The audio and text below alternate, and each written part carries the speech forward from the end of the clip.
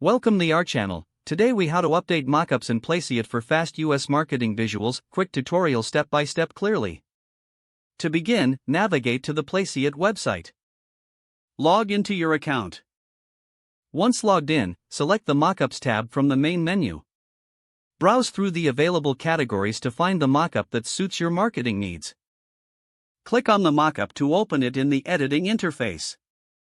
To upload your image, click the Upload button on the left sidebar. Choose the image file from your device that you want to use. Once uploaded, drag and resize the image to fit the mockup. Use the cropping tools if necessary to adjust the display. Next, customize any text fields if your mockup includes them. Click on the text box to edit the content directly. Change the font style, size, and color as desired using the options available. If your mockup has a background, you can modify it by clicking on the background layer. Adjust opacity or switch to a different color to better match your design. Preview your mockup to see how it looks with your adjustments. Make any final tweaks to ensure everything aligns perfectly. Once satisfied, hit the download button located at the top right.